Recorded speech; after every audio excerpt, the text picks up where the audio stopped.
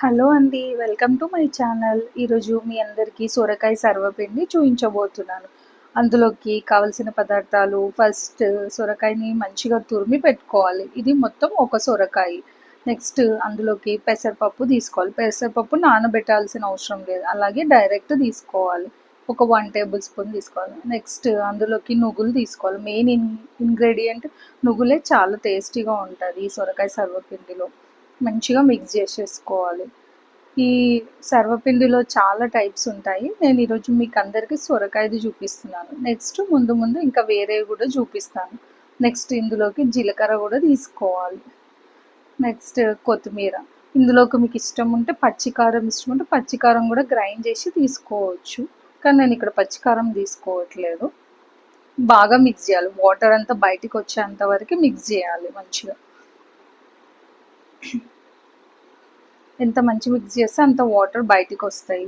ఇది మన ఇప్పుడు ఈ తెలంగాణలో ఇది బాగా తింటున్నారు కదండి ఈ మధ్యలో. ఇంతకుముందు సర్వపిండి అంటే ఎవరికి తెలిసేది కాదు. యాక్చువల్ నాకు కూడా తెలియదు. ఒక 3-4 ఇయర్స్ నుంచే నాకు తెలిసి ఈ విషయం. నెక్స్ట్ అందులోకి కారం తీసుకోవాలి.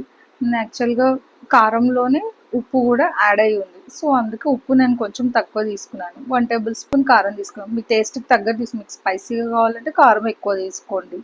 కావాలి అంటే పచ్చిమిర్చి కూడా యాడ్ చేసుకోండి. మంచిగా మొత్తం ఇదంతా మిక్స్ అయ్యేటట్టు మంచిగా కలిపి తీసుకోవాలి. మీకు కావాలి అనుకుంటే శనగపప్పు కూడా నానబెట్టి తీసుకోవచ్చు. నెక్స్ట్ బియ్యం పిండి ఎంత సొరకాయ ఎంత ఉందో అంతే క్వాంటిటీ బట్టి తీసుకోవాలి. ఎక్స్ట్రా వేస్తే మళ్ళీ అది గట్టిగా అవుతుంది పిండి. ఎంత అవసరం ఉంటే అంత వేసుకోవాలి. నాకు ఇప్పుడు 1/2 గ్లాస్ సరిపోయింది బియ్యం పిండి. సో మంచిగా మిక్స్ చేసుకోవాలి. మళ్ళీ ఎక్స్ట్రా వాటర్ యాడ్ చేయాల్సిన అవసరం లేదు. సొరకాయలోనే వాటర్ ఉంటాయి కాబట్టి దాంతో మిక్స్ చేయాలి. ఇలా చేస్తేనే టేస్ట్ ఉంటుంది. వాటర్ యాడ్ చేస్తే అంత టేస్ట్ ఉండదు. మంచిగా మొత్తం సాఫ్ట్గా అయ్యేంత వరకు మిక్స్ చేసుకోవాలి. దీన్ని ఒక 10 to 15 మినిట్స్ నానబెడితే మంచిగా సాఫ్ట్గా మంచిగా వస్తాయి. మంచిగా కలిపి మిక్స్ చేసేసుకోవాలి. సర్వపిండి బౌల్స్ కూడా సపరేట్గా దొరుకుతాయి. అంత అవసరం లేదు. మనం పెంచు పైన దోశ పెంచు పైన చపాతీ పెంచు పైన కూడా చేసుకోవచ్చు. చపాతీ పెంచు కంటే దోశ పెంచు పైన చేస్తే ఈజీగా వస్తాయి మనకి. ఫస్ట్ పెంచుని తీసుకొని కింద పెట్టేసుకొని స్టవ్ ఆన్ చేయొద్దు అప్పుడే. దానికి మంచిగా ఆయిల్ రుద్దాలి. డీప్ ఫ్రై సర్వపిండి కంటే ఇట్లా కొంచెం ఆయిల్ చేసుకుంటే చాలా టేస్ట్ ఉంటుంది.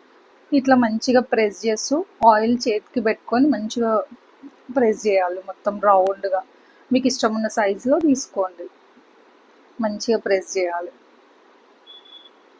రౌండ్గా. పిండి ఏమైనా ఎక్స్ట్రా అయితే తీసేసుకోవాలి. మంచిగా సన్నగా మంచిగా జొన్న రొట్టెలు అవి మనం ప్రెస్ చేసుకుంటాం కదా అలా తీసుకోవాలి. ఇక్కడ నాకు కొంచెం పిండి ఎక్స్ట్రా అయింది, సో తీసేస్తున్నాను. మంచిగా రౌండ్గా మంచిగా పెంచు నిండా వచ్చేటట్లు తీసుకోవాలి. మీ అందరికీ సర్వపిండి అంటే ఇష్టమని మాకైతే చాలా ఇష్టం. పిల్లలు చాలా ఇష్టంగా తింటారు. ఈవినింగ్ పూట అట్లా చాలా ఈజీగానే తొందరగానే అవుతుంది చేయడం. ఇప్పుడు సొరకాయ సర్వపిండి అంటే టైం పడుతుంది సొరకాయ గీరేసరికి, కానీ వేరేవి అయితే చాలా తొందరనే అయిపోతాయి. నెక్స్ట్ ఇట్లా హోల్స్ పెట్టుకోవాలి. హోల్స్ పెట్టుకుంటే మంచిగా లోపలికి వచ్చి ఫ్రై అవుతుంది. ఆ హోల్స్ పెట్టుకొని అందులో కొంచెం ఆయిల్ వేసుకోవాలి. దీనికి ఎక్కువ ఆయిల్ కూడా పట్టదు. అది ఫ్రై అవుతున్నప్పుడే మనం ఇంకొకటి కూడా పెట్టేసేసుకోవచ్చు ఈజీ. మంచిగా రౌండ్గా పెట్టుకొని నెక్స్ట్ కొంచెం ఫ్రై అవుతున్నప్పుడే మూత తీసేసి నెక్స్ట్ వైపుకి టర్న్ చేసుకోవాలి.